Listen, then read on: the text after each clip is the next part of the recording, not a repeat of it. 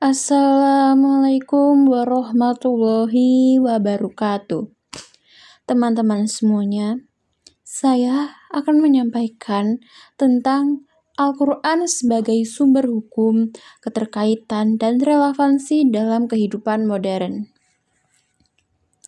Al-Quran adalah kitab suci umat Islam yang menjadi pedoman utama dalam menjalani kehidupan. Selain menjadi petunjuk spiritual, Al-Quran juga berfungsi sebagai sumber hukum yang mendasari aturan-aturan syariat Islam. Sebagai wahyu Allah Subhanahu wa Ta'ala, Al-Quran memiliki keistimewaan dalam memberikan panduan yang relevan dan aplikatif di berbagai aspek kehidupan manusia, baik individu maupun sosial. Kedudukan Al-Quran sebagai sumber hukum dalam Islam. Al-Quran adalah sumber hukum pertama dan utama dalam Islam.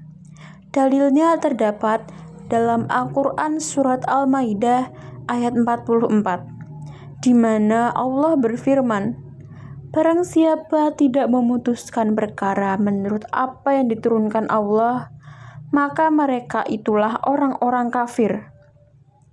Ayat ini menegaskan bahwa hukum yang berasal dari Allah melalui Al-Quran memiliki kedudukan tertinggi dalam struktur hukum Islam. Al-Quran menjadi dasar bagi hukum lainnya, seperti hadis, ijma', kesepakatan ulama, dan qiyas, analogi. Sumber utama. Al-Quran sebagai sumber hukum pertama dan utama dalam Islam. Kedudukan tertinggi. Hukum yang berasal dari Allah melalui Al-Quran memiliki kedudukan tertinggi. Dan dasar hukum lainnya, Al-Quran menjadi dasar bagi hukum lainnya, seperti hadis, ijma', dan qiyas. Keterkaitan Al-Quran dengan hukum Islam. Al-Quran memiliki keterkaitan erat dengan hukum Islam dalam berbagai aspek. Ia memberikan prinsip-prinsip dasar yang menjadi landasan bagi penetapan hukum, seperti keadilan, kemaslahatan, dan larangan terhadap kezaliman. Selain itu, Al-Quran juga memberikan hukum yang spesifik, seperti kewajiban sholat, zakat, dan larangan mencuri. Meskipun tidak mencakup setiap detail kehidupan modern, Al-Quran memberikan kerangka kerja yang fleksibel, memungkinkan ulama untuk melakukan istijad dalam menjawab permasalahan kontemporer. Pertama, prinsip-prinsip dasar. Al-Quran memberikan prinsip-prinsip umum yang menjadi dasar bagi penetapan hukum, seperti keadilan, kemaslahatan, dan larangan terhadap kezaliman. Kedua, hukum spesifik. Beberapa hukum dalam Al-Quran bersifat langsung dan spesifik, seperti kewajiban sholat, zakat, dan larangan mencuri. Ketiga, panduan untuk pengembangan hukum baru. Al-Quran memberikan kerangka kerja yang fleksibel, memungkinkan ulama untuk melakukan ijtihad dalam menjawab permasalahan kontemporer. Relevansi Al-Quran di kehidupan modern. Banyak orang bertanya-tanya, bagaimana Al-Quran yang diwahyukan lebih dari 1400 tahun lalu tetap relevan di zaman sekarang? Jawabannya terletak pada sifat universal Al-Quran. Pesan-pesan moral dan hukum yang terkandung di dalamnya tidak hanya berlaku untuk zaman tertentu, tetapi juga untuk semua umat manusia di berbagai waktu dan tempat. Keadilan sosial. Prinsip keadilan dalam Al-Quran surat An-Nisa ayat 135 menjadi landasan dalam menciptakan sistem hukum yang melindungi hak semua pihak tanpa diskriminasi. Etika lingkungan. Al-Quran memerintahkan manusia untuk menjaga bumi. Al-Quran surat Al-A'raf ayat 56 yang sangat relevan dalam menghadapi krisis lingkungan saat ini. Ekonomi syariah. Larangan riba dan anjuran berbagi melalui zakat menjadi solusi etis dalam menghadapi ketimpangan pangan dan ekonomi global. Keterbatasan dan peran ulama. Meskipun Al-Quran adalah sumber hukum utama, tidak semua masalah memiliki jawaban eksplisit di dalamnya.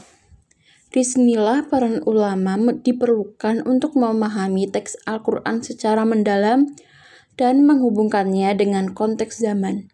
Pendekatan ini melibatkan hadis sebagai sumber hukum kedua, serta metode ihtijaj yang mencakup ijma dan qiyas. Pertama, keterbatasan Al-Quran. Tidak semua masalah memiliki jawaban eksplisit di dalamnya. Kedua, peran ulama. Memahami teks Al-Quran secara mendalam dan menghubungkannya dengan konteks zaman. Ketiga, metode ihtijaj. Melibatkan hadis sebagai sumber hukum kedua, serta metode ihtijaj yang mencakup ijma dan qiyas. Kesimpulan, Al-Quran adalah sumber hukum yang abadi dan universal. Ia tidak hanya memberikan panduan dalam ibadah, tetapi juga dalam bermasyarakat, berbisnis, hingga menjaga lingkungan. Dalam konteks modern, Al-Quran tetap relevan dengan prinsip-prinsipnya yang fleksibel dan dapat diadaptasi melalui ihtijaj yang bertanggung jawab. Oleh karena itu, memahami dan mengamalkan isi Al-Quran adalah kewajiban bagi setiap muslim untuk menjadikan kehidupan lebih terarah, adil, dan berkah. Manfaat memahami Al-Quran. Memahami Al-Quran memberikan banyak manfaat bagi kehidupan manusia. Ia memberikan panduan moral dan spiritual yang membantu kita dalam menjalani hidup dengan lebih baik. Al-Quran juga mengajarkan nilai-nilai luhur seperti keadilan, kasih sayang, dan toleransi yang dapat membangun masyarakat yang harmonis dan damai. Sebagai ketenangan jiwa, Al-Quran memberikan ketenangan jiwa dan kepuasan batin. Sebagai petunjuk hidup, Al-Quran memberi petunjuk hidup yang benar dan bermanfaat. Sebagai kasih sayang, Al-Quran mengajarkan nilai-nilai luhur seperti kasih sayang dan toleransi. Dan sebagai masyarakat harmonis, Al-Quran dapat membangun masyarakat yang harmonis dan damai. Pentingnya mengamalkan Al-Quran. Memahami Al-Quran saja tidak cukup. Kita juga perlu mengamalkannya dalam kehidupan sehari-hari. Mengamalkan Al-Quran berarti menerapkan nilai-nilai dan ajarannya dalam setiap tindakan dan perilaku kita. Dengan mengamalkan Al-Quran, kita dapat menjadi pribadi yang lebih baik dan bermanfaat bagi lingkungan sekitar. Langkah pertama, memahami isi Al-Quran dengan baik. Langkah kedua, menerapkan nilai-nilai dan ajarannya dalam setiap tindakan dan perilaku. Dan hasilnya menjadi pribadi yang lebih baik dan bermanfaat bagi lingkungan sekitar. Ajakan untuk menjalankan Al-Quran. Mari kita bersama-sama memahami dan mengamalkan Al-Quran dalam kehidupan kita. Dengan menjalankan ajaran Al-Quran, kita dapat membangun kehidupan yang lebih bermakna, penuh berkah, dan bermanfaat bagi diri sendiri, keluarga, dan masyarakat. Ibadah, menjalankan ibadah dengan khusyuk dan penuh keimanan. Kemanusiaan, menjalankan nilai-nilai kemanusiaan seperti kasih sayang, toleransi, dan keadilan. Baik teman-teman, segitu yang bisa saya sampaikan. Semoga bermanfaat bagi teman-teman sekalian. Terima kasih dari saya.